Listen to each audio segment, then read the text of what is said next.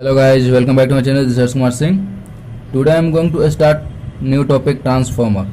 Transformer is one of the most important topic for second semester. इसको start करने से पहले मैं बता दूंगा कि इस टॉपिक्स में मतलब इस चैप्टर में मैं क्या क्या कवर करने वाला हूँ। सबसे पहला कि ट्रांसफार्मर होता क्या है, दूसरा principle of transformer, working principle, तीसरा ERMS मतलब EMF का, और इसमें एक इक्वेशन पढ़ना हम लोगों का E1/E2 = N1/A2 N2 = I2/I1 = K, ये इक्वेशन पढ़ना है। तो आइए हम लोग स्टार्ट करते हैं। ट्रांसफार्मर होता क्या है।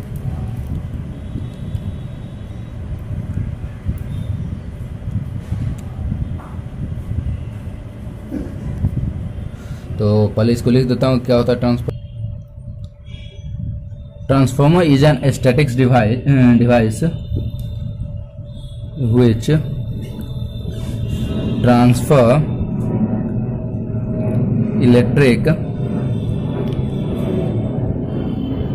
electrical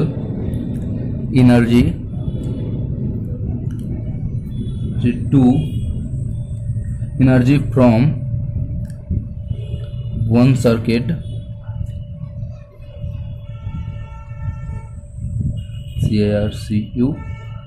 one circuit to another circuit, okay, with the help of mutual induction। ठीक है, तो transformer is an statics device या फिर इसको बोल सकते हैं electronic device which transfer electrical energy. तो ये क्या करता है, ये डिवाइस जो इलेक्ट्रिकल एनर्जी ट्रांसफर करता है किससे, एक सर्किट से दूसरे सर्किट में, ओके, और किसके द्वारा, किसके हेल्प के, म्यूचुअल इंडक्शन। म्यूचुअल इंडक्शन आप लोग 12th में पढ़े थे, तो इसमें वही पढ़ूंगा। और इसमें एक और चीज की ये जो है पावर भी, it transfer power from one circuit to another circuit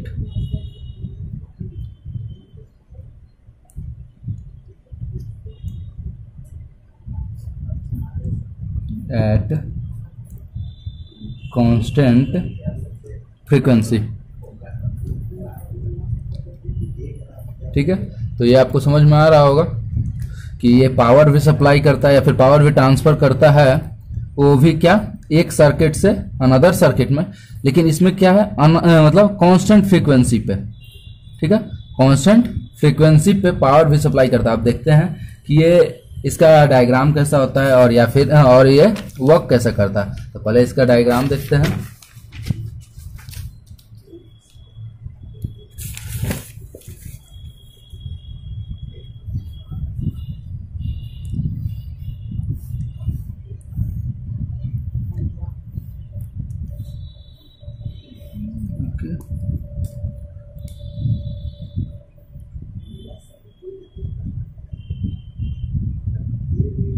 okay,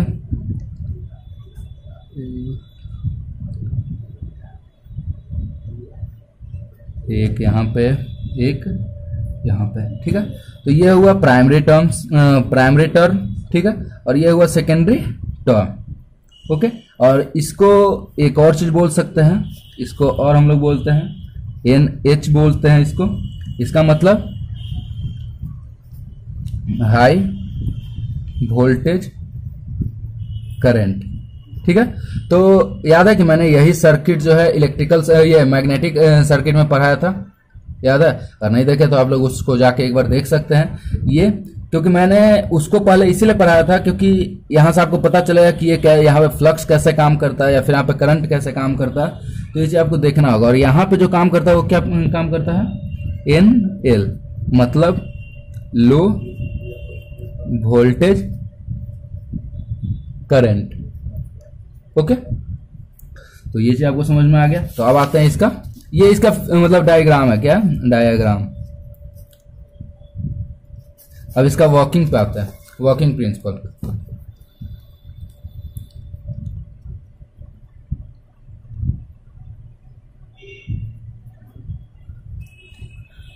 मान लेते हैं कि ये जो है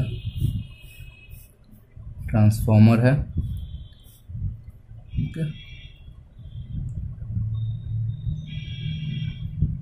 ये रहा इसका ट्रांसफॉर्मर, ये भी यहाँ पे ट्रांसफॉर्मर है।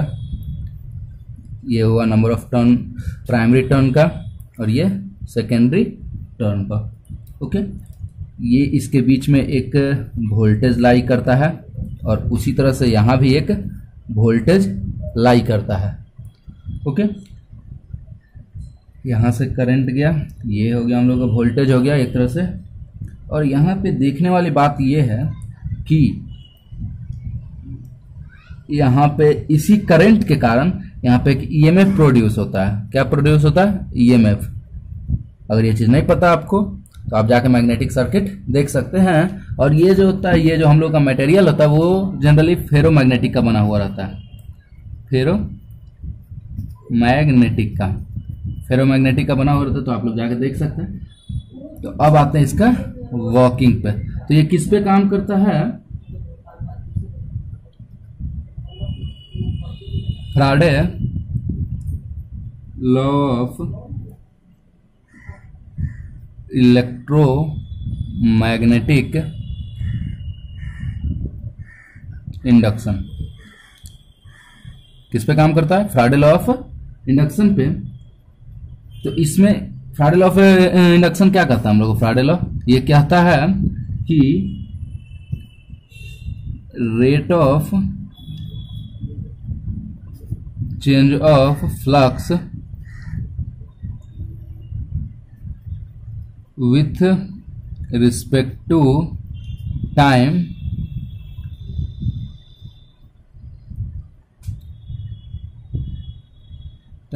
is directly proportional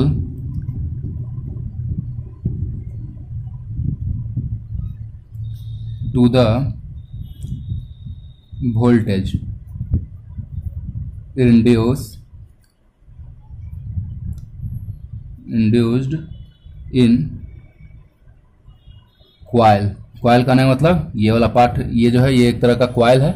तो ये कॉयल के द्वारा प्रोड्यूस होता है और इसको कंडक्टर भी बोल सकते हैं, ठीक है। तो rate of change of flux, तो हम लोग का फ्लक्स क्या है? विथ रिस्पेक्ट टू टाइम, मतलब d∅dt। ये किसके प्रोपोर्शनल है? किसका है? Directly proportional to the voltage, ठीक है। तो वोल्टेज, अब यहाँ पे आप लोग जब 12th पढ़े होंगे तो कहते होंगे कि वोल्टेज जो होता है वो ईएमएफ के बराबर होता है, ईएमएफ के बराबर होता है तब जब इसमें मटेरियल में होता है रेजिस्टेंस का पार्ट जो होता है वो जीरो हो जाता है। ये जो मटेरियल है अगर इसमें रेजिस्टेंस पार्ट अगर जीरो कर दिया जाए, ठीक है ना, तो ये वोल्टेज के बराबर हो जाता है। तो इसी को हम लोग डायरेक्टली प्रोपोर्शनल ईएमएफ भी बोलते हैं। और इसी को एक तरह से बोल सकते हैं EMF is directly proportional to d∅dt। और ये इसका मेनली जो है वर्किंग प्रिंसिपल है। इसको भी और आगे बढ़ाऊंगा।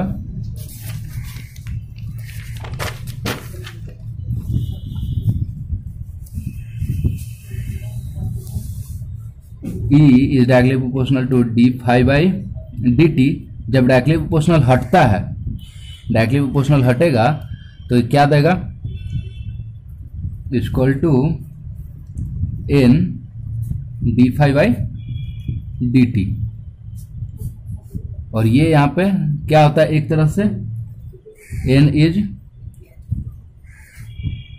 Constant of proportionality,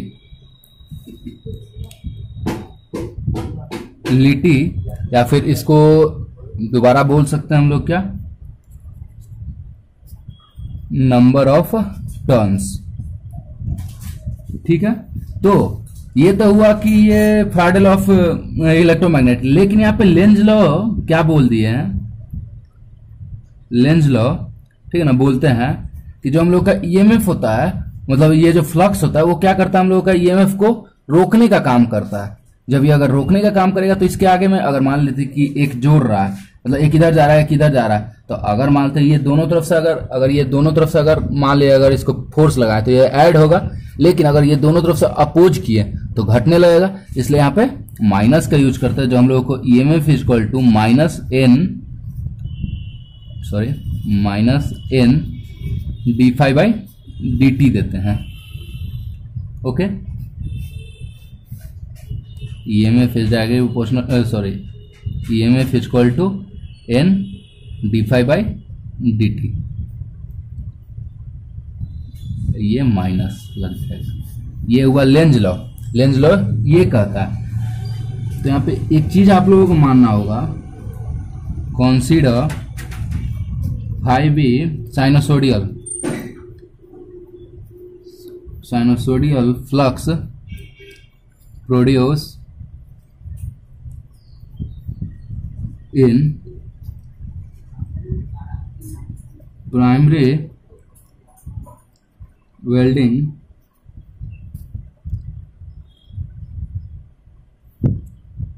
due to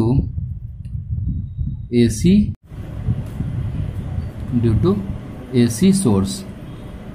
ठीक है, तो जब अगर एसी का बात करते हैं तो आपको एसी का एक पार्ट याद आया होगा कि जब हम लोग ए लेते थे तो हम लोग क्या करते थे, A M sine omega T ऐसा लिखते थे। तो उसी तरह से जब अगर यहाँ पर हम लोग को फ्लक्स का बात होगा तो हम लोग क्या लिखेंगे, flux is equal to flux M sine omega T. ठीक है, तो ये आपको इक्वेशन याद रखना होगा, जहां जहां पे फ्लक्स का यूज आएगा वहां पे phi M sine omega T लिखना होगा। ओके, तो हम लोग के पास इक्वेशन क्या था, EMF is equal to minus N D five, sorry EMF is equal to minus N D five by D T, यही था। तो अब जब इसको लिखेंगे तो माइनस एन डी और फाई की जगह पे मैंने क्या बोला था, phi M sine omega T by D T, और ये ईएमएफ का ईएमएफ रहेगा। तो जब अगर इसको मतलब डिफ्रेंशिएट करेंगे तो ये क्या हो जाएगा, माइनस एन फाइव, ये जो है ये आपका कांस्टेंट है, ये क्या है, ये आपका कांस्टेंट है तो ये बाहर आएगा phi M.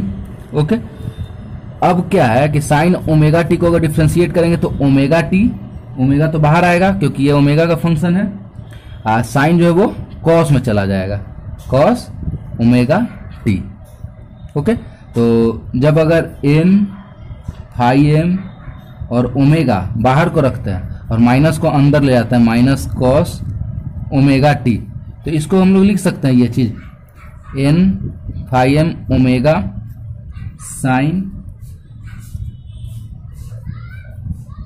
Omega T minus pi by two, इसको ये चीज लिख सकते हैं, माइनस कॉस को लिख सकते हैं ना, माइनस कॉस ओमेगा टी को लिख सकते हैं sign omega T minus pi by to. Okay, अब क्या करना है आपको कि इतना वाला पार्ट को क्या करना है कि जब अगर ई है तो इसको हम लोग क्या करेंगे, ई एम मान लिए, क्या मान लिए, ई एम। तो अब हम लोगों के पास इक्वेशन जो होगा वो नया equation E M F equal to क्या हो जाएगा, E M sine omega T minus pi by two, ये चीज आ गई आपके पास नया। तो यहाँ पे क्या होता था कि हम लोग याद करो कि जब हम लोगों का जब भी ऐसा कुछ इक्वेशन आता था एसी सर्किट में, तो वहां पे अगर मान लें हम लोगों के पास आता था V is equal to V M sine omega T, तो V R M S equal to क्या होता था, V M by root two होता था वी आर एम एस। ठीक है, तो यहां पे हम लोग ई आर एम एस निकालते हैं ईएमएफ का, तो E R M S equal to क्या हो जाएगा, E M by root two. अगर आपको नहीं ये चीज पता है, अगर ये चीज नहीं पता तो आप हमारा एसी सर्किट का लेक्चर जाके देख सकते हैं। तो अब क्या होगा कि ई एम का वैल्यू कितना हम लोगों के पास, पुट करो N phi omega T, omega by root two. अब ओमेगा का वैल्यू डालेंगे, एन पाई ओमेगा क्या होता है, omega equal to 2 pi F frequency by root two. अब क्या होगा कि ये रूट टू को 2 से कैंसिल करो तो ये रूट टू देगा। तो अब क्या होगा कि root two N phi pi frequency. जब इसको हम लोग तोड़ते हैं अच्छे से, अगर इसको हम लोग सॉरी नहीं दिखाई दिया आप लोगों को, ये खत्म हुआ तो ये चीज हुआ। जब इसको अगर हम लोग अच्छे से तोड़ते हैं तो ये हम लोगों को जानते हैं क्या देता है, ERMS इक्वल टू 4.44 F, जो फ्रीक्वेंसी हम लोगों का फ्रीक्वेंसी 5M। और ये आप लोग याद रखिएगा क्योंकि ये मोस्ट इंपॉर्टेंट पॉइंट है, क्योंकि इसी को निकालने के लिए हम लोग इतना सारा कुछ किया है। ERMS equal to 4.4 frequency 5M। 5 क्या है हम लोग का फ्लक्स है, ओके, सॉरी M नहीं है, सॉरी N है, N, सॉरी माय मिस्टेक, ये N, ठीक है। N क्या है, नंबर ऑफ टर्न्स है। तो आप लोगों को यहाँ पे एक देखना क्या है यहाँ पे कि जब हम लोग ये ले रहे थे कंडक्टर, तो ओके, तो हम लोग जब इसका बात कर रहे थे तो इसको N1 बोल रहे थे, इसको N2 बोल रहे थे, number of turn 1, number of turn 2। और यहाँ पे जब EMF प्रोड्यूस होगा तो यहाँ पे E1 होगा जो अभी हम लोग ने निकाला था, और यहाँ पे जो होगा वो E2 होगा। तो हम लोग बस E1 का वैल्यू पता है ना, E1 equal to 4.44 into N1, N1 जो है इस वाले टर्न का ले रहा है इसलिए N1 लिखे हैं, अब फ्रीक्वेंसी बाय फ्लक्स, ओके। तो ये फ्लक्स जो है आप लोगों को समझ में आ गया। तो देखिए, एक आप लोगों ने एक चीज नोटिस नहीं किया, माय मिस्टेक, कि जब हम लोग EM जब इसको मान रहे थे तो 5M को नाम ले रहे थे, तो यहां पे भी 5M हो जाएगा और यहां पे भी 5M हो जाएगा, सॉरी, ओके, 5M, और यहाँ पे भी 5M हो जाएगा, यहाँ पे भी 5M हो जाएगा, क्योंकि हम लोग 5M ले रहे थे। 5 का वैल्यू ही तो है 5M sin ओमेगा t। तो ये मेरी मिस्टेक थी, सॉरी। तो यहाँ पे आके हम लोग 5M लिखेंगे, ओके। तो अब आते हैं हम लोग E2 का वैल्यू, ठीक है। तो E2 का वैल्यू निकालते हैं 4.4 N2 फ्रीक्वेंसी 5M, ठीक है। और जब हम लोग इसको डिवाइड कर देंगे तो E1 by E2 equal to क्या हो जाएगा, देखो तो ये कैंसिल, 5M कैंसिल, फ्रीक्वेंसी खत्म, तो क्या बचा N1 by N2, sorry N1 by N2, और इसको K मान लिए। तो हम लोगों को आधा चीज मिल गया, E1 by E2 equal to N1 by N2 equal to K, ये चीज हम लोगों को मिल गया। तो इसी को कहते हैं हम लोग transformer ratio, okay.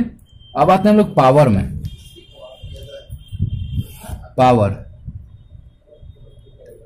Power equal to, तो पावर इक्वल टू हम लोगों के पास क्या था, पावर इक्वल टू देखो तो V equal to V into I होता है, ठीक है। तो ये अगर आप लोग ये भी नहीं पता आप लोगों को तो जाके आपको AC सर्किट, हम मेरा लेक्चर देखना होगा आपको, AC सर्किट, ओके। तो यहाँ पे हम लोगों को क्या होता है, P1 इक्वल टू P2, मतलब इसका जो पावर होगा वो इक्वल होगा इसके पावर 2 के। तो यहाँ पे हम लोग देखते हैं, तो हम लोगों के पास मैंने पहले ही बोला था वोल्टेज को हम लोग यहाँ पे क्या ले रहे हैं, EMF, तो EMF 1 बाई I, ओके, या फिर इसको I1 लिख दो, क्या इसकी सबका करंट अलग अलग होता है, I1 equal to EMF 2 I2। तो अब एक चीज देखो कि जब हम लोग यहाँ पे E1 बाई E2 लिखेंगे, EMF equal to EMF 1 by EMF 2, तो ये क्या हो जाएगा I2 बाई I1। ये चीज आपको समझ में आ गया। तो यहाँ पे देखिए इन दोनों को जब हम लोग कंबाइन करेंगे तो हम लोग के पास इक्वेशन क्या आएगा, E1 by E2 equal to N1 by N2 equal to I2 by I1 equal to K। ये चीज आपको देख लेनी चाहिए जो, तो ये चीज है। अब ये तो मेरा टॉपिक कंप्लीट हो गया, तो आइए हम लोग एक क्वेश्चन देख लेते हैं। ये रहा हम लोग क्वेश्चन। तो क्या है, एक ट्रांसफार्मर है और ट्रांसफार्मर विथ 800 प्राइमरी टर्न्स। तो हम लोगों के पास क्या होगा, N1 इक्वल टू 800 का, इसके प्राइमरी टर्न हम लोग किसको मानते थे, पहला वाला टर्न को, और 200 सेकेंडरी टर्म मतलब N2 इक्वल टू 200, ओके।